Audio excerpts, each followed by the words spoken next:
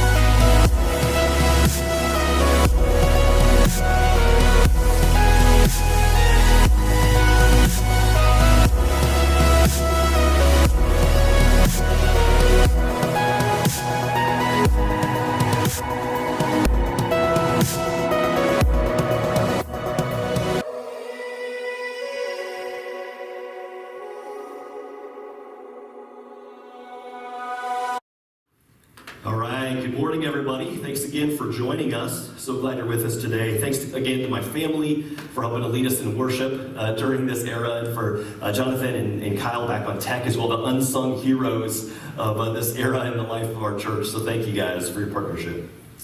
Well, today I'm teaching again on hope.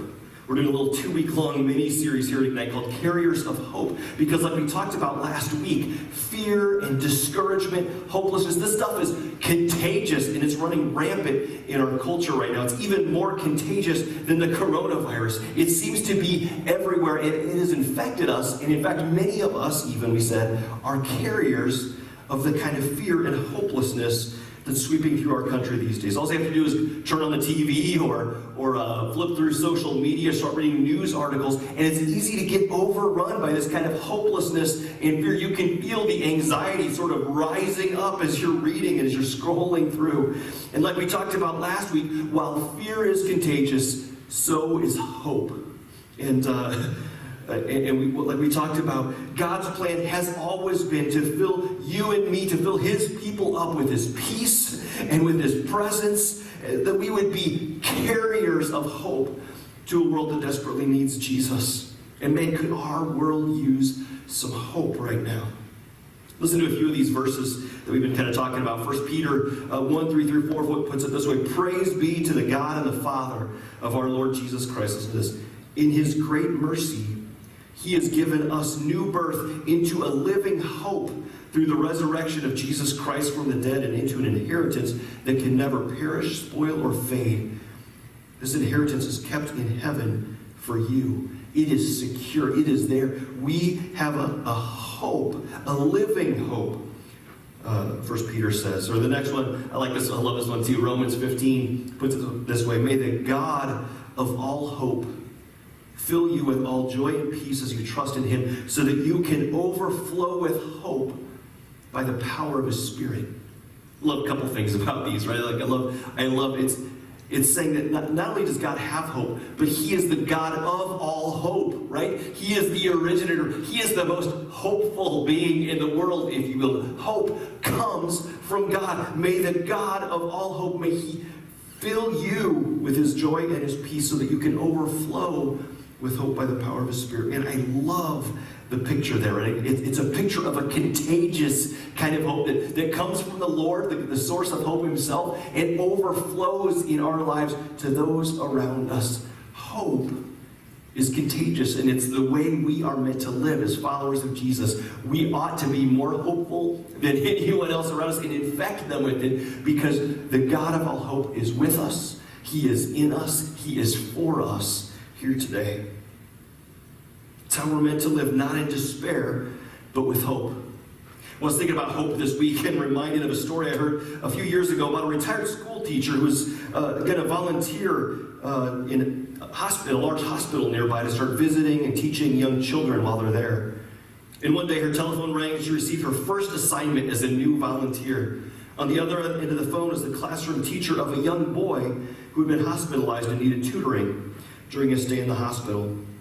The volunteer teacher took down the name of the boy and the hospital room number, and was told by his classroom teacher that the boy had been working on nouns and adverbs in his class before he went to the hospital.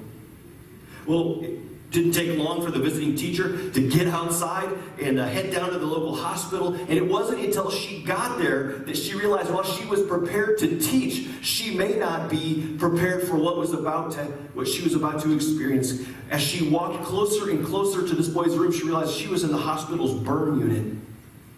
She was unprepared to witness the horrible look and the horrible smell even of badly burnt human flesh. She was not prepared to see a young boy in great pain either. Everything around her made her want to run away and hold her nose, but something inside of her kept her from walking away. And so she clumsily sort of stammered over to his bedside and said simply, "I'm the hospital teacher. Your school teacher asked me to help you with nouns and adverbs." And she sat down and she began to teach him.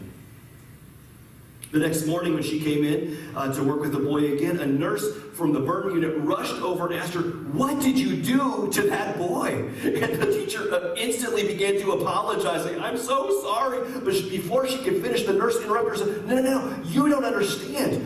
We've been really worried about this boy, and his condition has been deteriorating the past few days because he had completely lost hope. But ever since you were with him yesterday, his whole attitude seems to have changed, and he's fighting back. He's responding to treatment. Things are looking up for the first time. It's as though he decided to live. What did you say to him? The teacher's like, "I don't know. I just sat down and started teaching him." Well, later the nurse questioned the little boy, and this is what he said. He said, "Well, I figured I was doomed, that I was going to die, until I saw that school teacher." The tear began to run down his face. He says, "But when I saw that teacher, I realized they wouldn't send a teacher to work on nouns and adverbs with a dying boy, would they?" It's the power of hope, friends. Hope, real hope, it changes things, it changes everything. There's an amazing research and there's amazing studies that have been done by Johns Hopkins professors and doctors, people like Kurt Richter, on this whole deal of hope and its impact on people, but also on animals. Richter studied rats, for instance, for years. And he found out how long rats could survive in water. He found out that wild rats, if you take them and you put them in a huge, huge tank of water, rats can actually last almost 80 hours on average. They can swim in a large container before they finally give up from pure exhaustion, and if not rescued, would finally die. He found, though, this is interesting, that if you took a rat and you put it in a smaller container, the rat would just frantically go round and round the container looking for a way out, and when it could find none, it would simply give up and die. And in that setting, the rats would only last 2 minutes. When they discovered there was no hope, they would simply just give up and let go. If you put a rat in a small container, and towards the end of that 2 minutes, you were to take the rat out, you were to dry him off and allow him to rest for a few minutes and then put him back in a huge tank of water or even in the small tank. It didn't matter at this point. Do you know how long the rats would survive? 80 hours. Again, you want to know why? The answer, according to the researcher, is hope. Hope is powerful. With hope, we can withstand amazing hardship, but without it, when hope is lost, we tend to wither up and we do not last. Hope is unbelievably important in our lives. Proverbs 13:12 puts it this way: hope deferred makes the heart sick. And it's true, isn't it?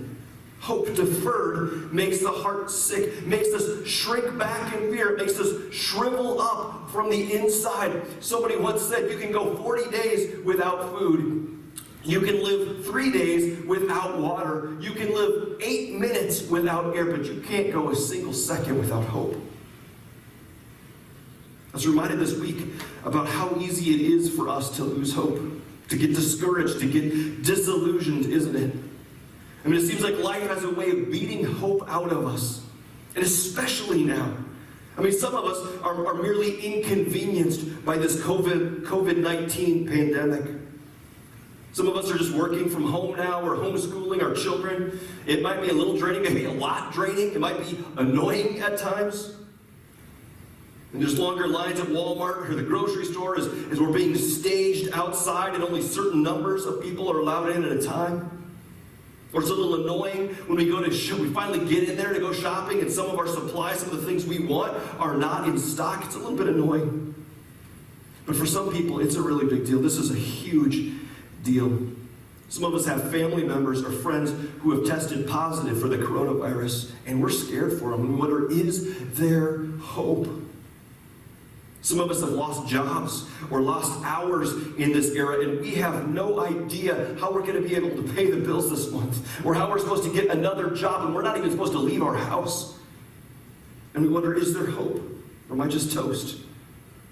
We have some of our people that are on the front lines, some people in our church family that are on the front lines of fighting this illness, and they feel overrun and overworked. Many of them, some of them feel overwhelmed by all that's happening, by what they're told is coming, and they wonder, man, is there hope? Or am I just going to burn up and shrivel up and die in the midst of this?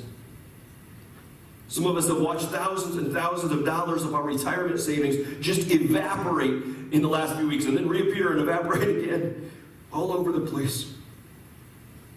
Some of us are just spending time at home, but home is not a good place for us. It's a painful reminder of a marriage that isn't working, or a toxic environment with a parent or a spouse or loved one or something. And we find ourselves just in constant stress and overload, wondering, is there hope? Am I going to make it through this?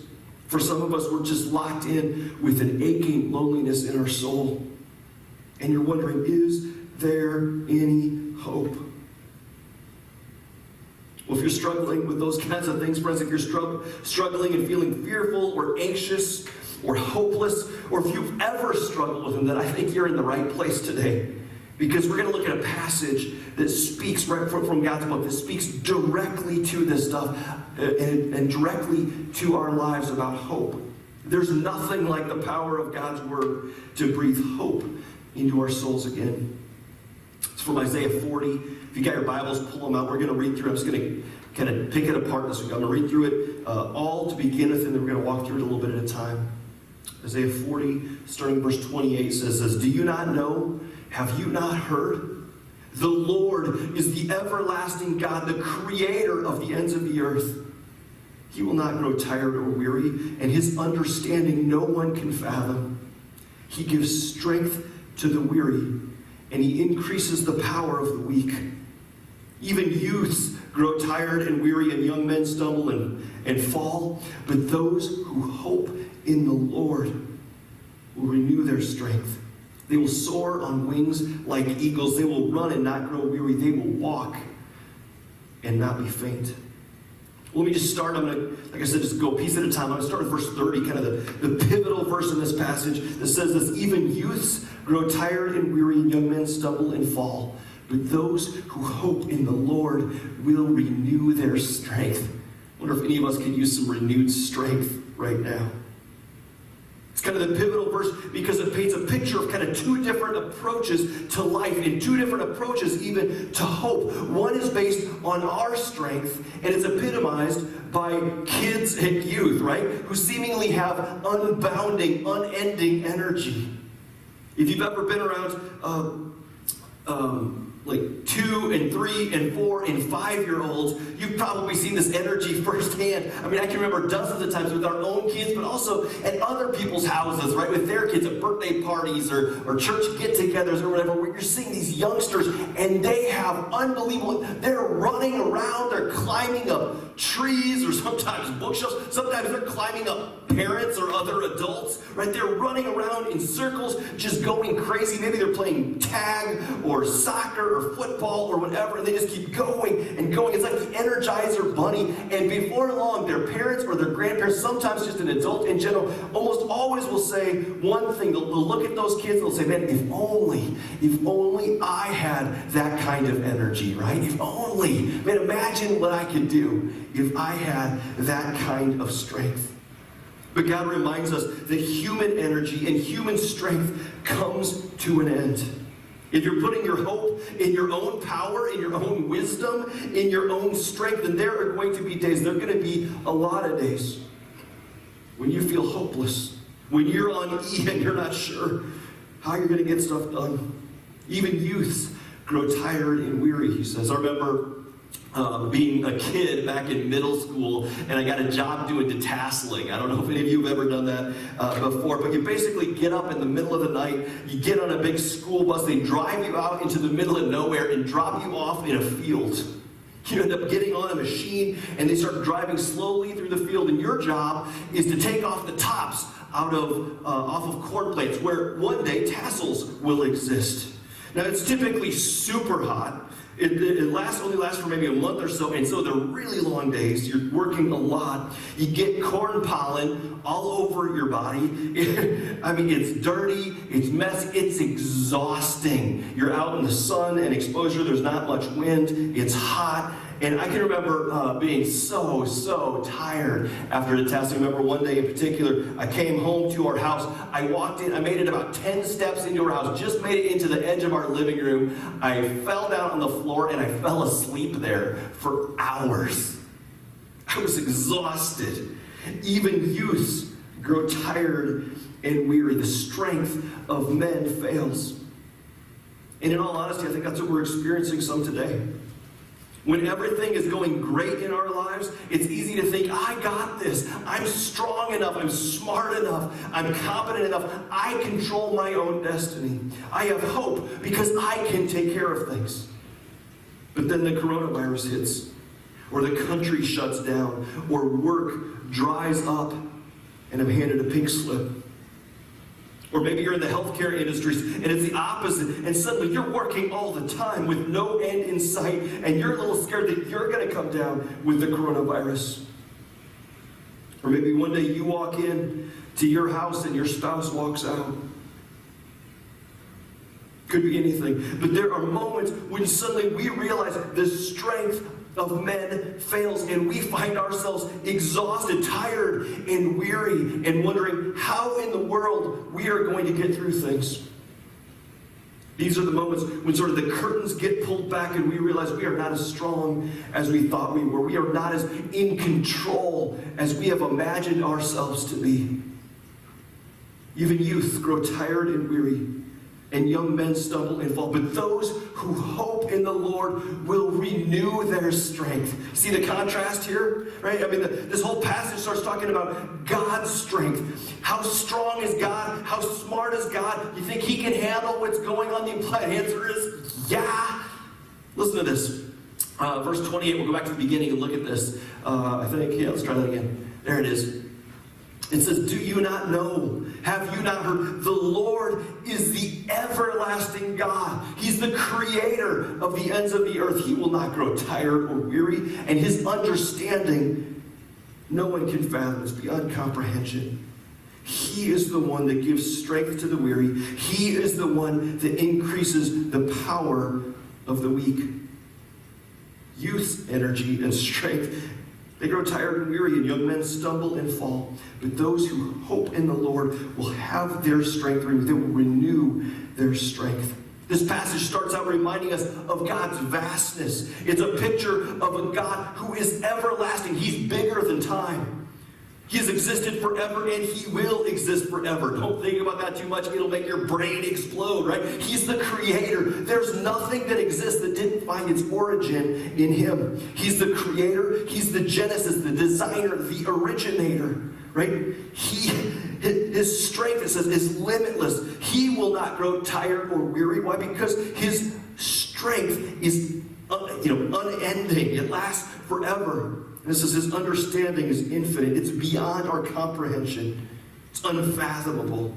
There's never been a time when God did not see something coming. He knows all. Now again, even in the passage it says, now we might not understand it, right? Verse 28, we can't fathom or always understand what he's doing, but his understanding, his power, his strength is limitless. The question this passage is sort of begging is, where are you going to put your hope? Are you going to put your hope in our strength, in our understanding, on mine, right? Limited strength and understanding, which fails, which will not last, or on God's that has no end? Where are you going to put your hope? Where are you going to put your trust? Where are you going to set your heart and your eyes? Where do you find hope? Even youths grow tired and weary, and young men stumble and fall. But those who hope in the Lord will renew their strength. Those who hope in the Lord will be strengthened. It's interesting, but the word hope and the word wait are one and the same in this passage, and how I hate that, right? I don't know about you, but I don't like to wait.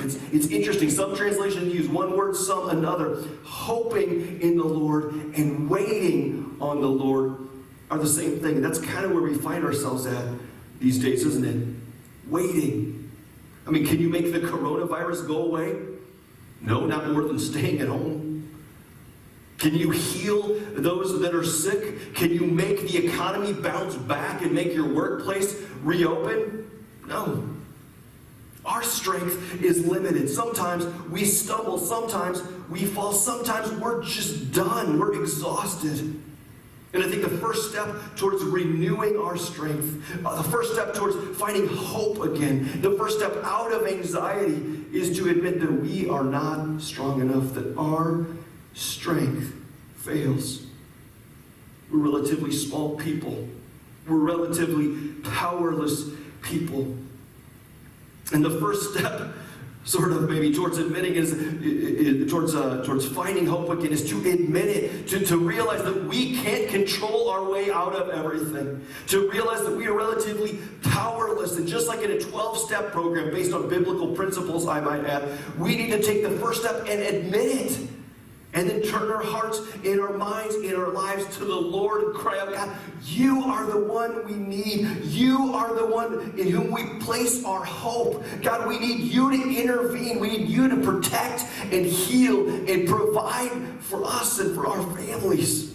Would you pour out your love and your peace and your presence in our home? God, you are the one we need. Our hope is in you. The one who trusts in the Lord will renew their strength. Their strength will be renewed. Then it goes on. They will soar on wings like eagles. They will run and not grow weary. And they will walk and not be faint. Sometimes, Isaiah says, sometimes when you wait on the Lord, you will mount, you will soar with wings like eagles. It's such a great picture. I read some great stuff from John Ortberg this week, who reminds us there are basically three methods of flight for birds. He says the first one, the most familiar one, is flapping. He said in flapping, birds have to keep their wings in constant motion to counteract gravity. Hummingbirds can do this 60 to 80 times per second. Flying keeps you up in the air if you're a bird, but it's a lot of work, isn't it? It's awkward, it's clumsy, and you spend a lot of time, a lot of energy just flapping around. I don't know about you, but I know what it feels like to flap, and I bet you do too. All of us. and it's exhausting. Sometimes there are eras where we are just flapping around and we're trying to keep everything going on our own. He says the second time, then there's gliding. He says some birds, when they can build up enough speed that they can sort of coast for all, they can stop flapping and just coast. It's pretty smooth. But because of gravity, it doesn't last very long. Coasting doesn't last too long. But then there's a third form of flight. And only a few rare birds are capable of it, and it's called soaring. An eagle can soar. An eagle's wings are so strong that it's capable of catching rising currents of warm air, sort of thermal winds that go straight up from the earth where it's heated. Without moving a feather, and in just great majesty, an eagle can soar to great heights. It can soar right out of sight. Eagles have been clocked going up to 80 miles per hour, soaring without flapping, without moving a muscle. Just soaring on the invisible columns of rising air. It's a magnificent picture. And the writer here says, those of us that wait on the Lord, there will be sometimes when we can soar. You just catch a gust of the Spirit and soar. Jesus said the wind blows wherever it will. So it is that everybody that's born of the Spirit, they can soar. Some of you may be in an era right now where you're spiritually soaring, where things are going great. You're finding yourself simply lifted up and sustained by God's power right now. Even in a tumultuous era like this one, you're just covered by God's peace and His presence and His joy, and you're soaring. God is answering your prayers in amazing ways, using you in ways that you're amazed by. Regularly giving you power to rise above temptation and anxiety and fear, and flooding you with strength and love and wisdom beyond your ability. You're just soaring right now. And if that's your condition, can I just say, be grateful and do all that you can do to stay in the stream of God's Spirit and His power. Be real obedient. Keep praying. Keep hitting your knees. Keep opening up His Word and seeking Him and depending on Him. Don't assume for a second that you're soaring on your own strength. Don't assume that it's you. I mean, maybe there's certain disciplines that are helping you to catch the Spirit's power, solitude, or just consuming, saturating yourself with Scripture these days, or maybe even just getting enough rest. But whatever you're doing, just keep it up. Build on those things and enjoy the ride, because you're soaring with God. It's a beautiful thing. But then there's the next line. One line at a time, right? Some of us in this room, we're not soaring. But maybe you're running and not growing weary. Now, if this is you, your life is not effortless right now. You may not be seeing a whole lot of miracles.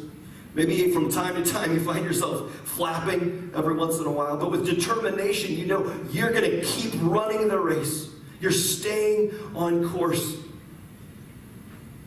You feel fear and frustration and struggle sometimes, but you also feel God's smile and His presence with you, at least some of the time, maybe even most of the time.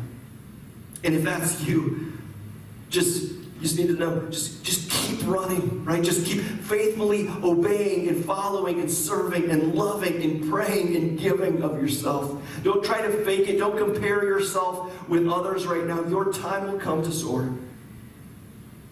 You just need to keep running. You need to stay faithful, because when you run, you grow real strong. And then there's the third line. Some of us are in this, listening to this today, and we're not soaring. In all honesty, we can't even run because of fear or pain or failure or crisis or fatigue. All you can do is just walk. Just walk and not keel over.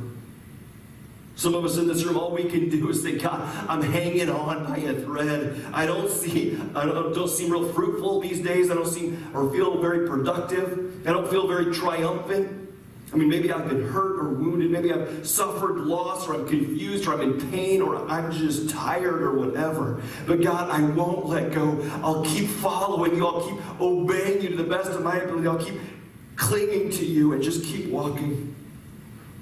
If I can, I just want to say a word to those of you that are in this third group. I think sometimes it's easy to look around at others and to see people that are just fast runners and they're just going like crazy. And occasionally you'll see somebody soaring like an eagle. It's a hard thing, I think, to be a walker when you're surrounded by racers and by eagles. But sometimes walking is the best you can offer to God. And you know what? I think God understands that. Jesus, in fact, knows all about this because he really did become a human being.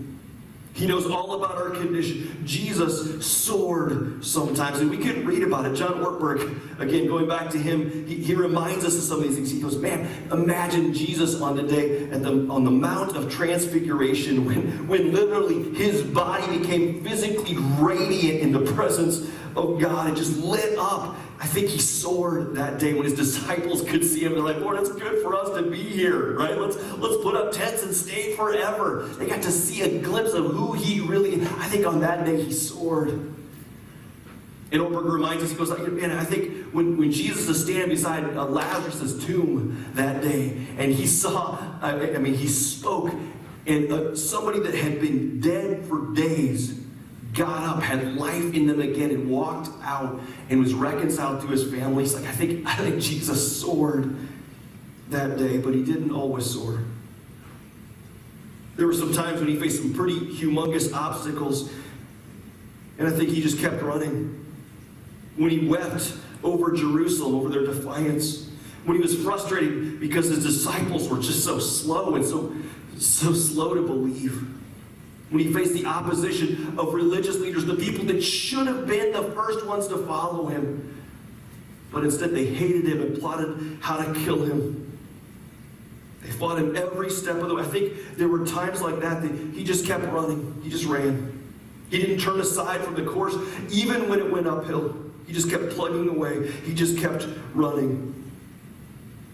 But then one day, it came time for him to take the road to the cross. And he wasn't soaring on that day. When the cross was placed on his bruised and bloodied back, I don't think he sprinted up the hill.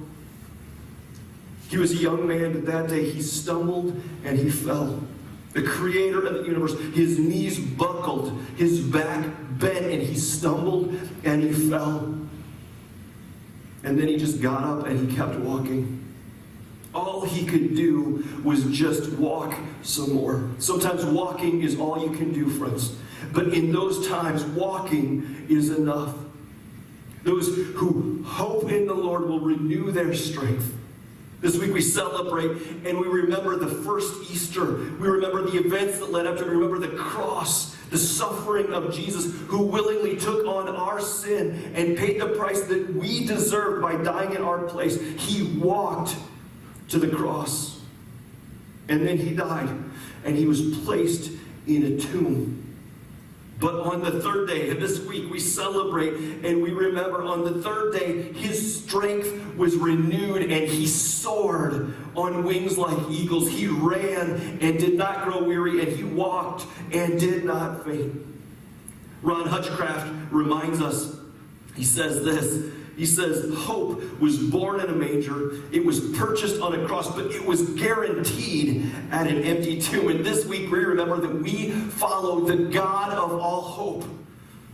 Friends, this is such a bizarre season, and we are tempted to live in fear. We're tempted to grow weary. We're tempted to let our eyes and our hearts and our hopes get set just on the stuff of the here and now. But I think the Lord has a word for you today. And it's this, it's to put your hope in him. It's to wait on him. It's to set our eyes on him. The one who has unlimited power, who is all wise, who is ever present and more than enough for whatever comes. Wait on him. Cry out to him. Hope in him. Become a carrier of the hope of Jesus. Henry Nouwen tells us that hope frees us to live in the present with a deep trust that God will never leave us. The God of unending hope. The God who is all strong, who is all knowing. He is present. He is with you. He is in you.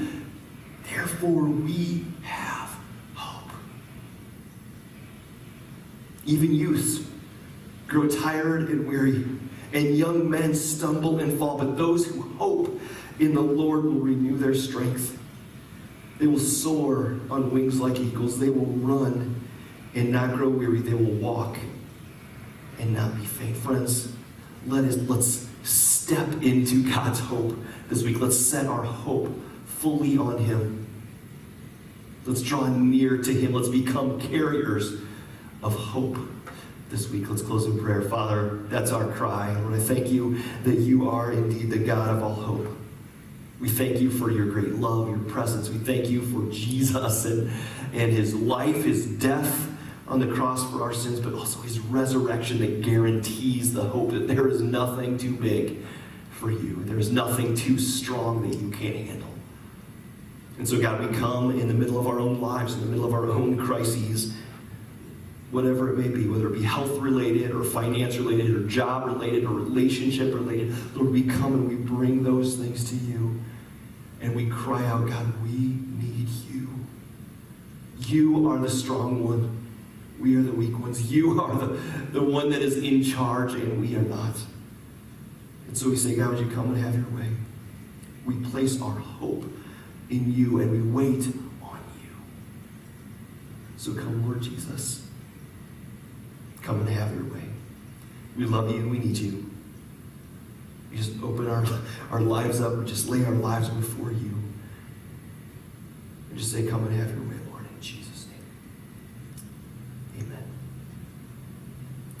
All right, well, this is the time in our service where we typically would do our offering. Obviously, we can't pass the buckets, literally, but would encourage you to keep giving to the Lord. And so if you want to do that today, we'd encourage you to do so on the Ignite Church app or on our website. There's ways that you can give and just keep the ministry and the mission of Ignite and the ministry and mission of Jesus moving forward in our area. With that, we've got one final song, a closing song today, and we will be done for the day.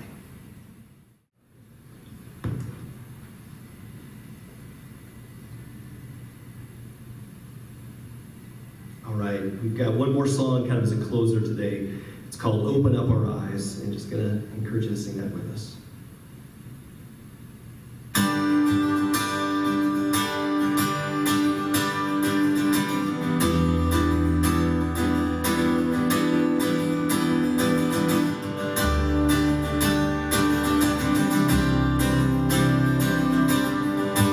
Greater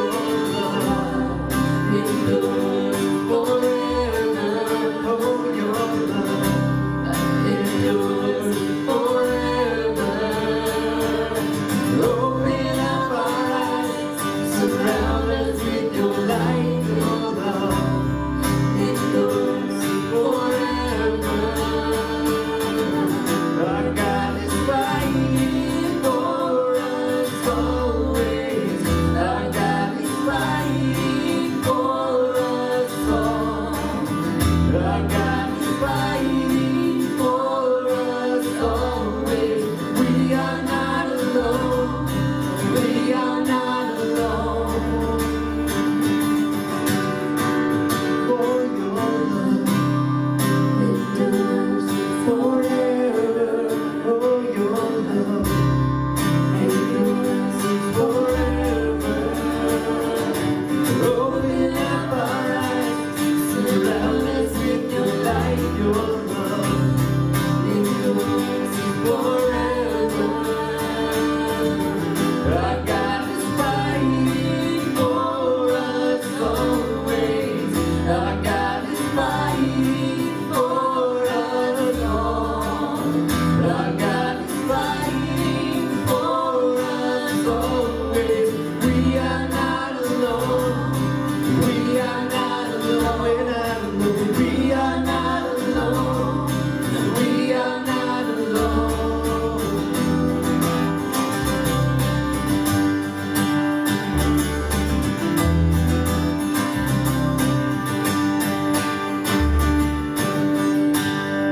Amen. Amen. All right. Thank you guys so much for joining us today. I would encourage you to go ahead and go back onto the Ignite Church app. There's stuff for your kids. There's activities that are going on. There's links and information about all that's happening at Ignite. And I just pray that you have a great week this week as we are preparing and looking ahead to Easter. Just be reminded of the hope, of the security, the stability that we have in life because of Jesus. Well, you guys have a great week, and we'll see you back next Friday for Good Friday service, and then next Sunday as we celebrate Easter.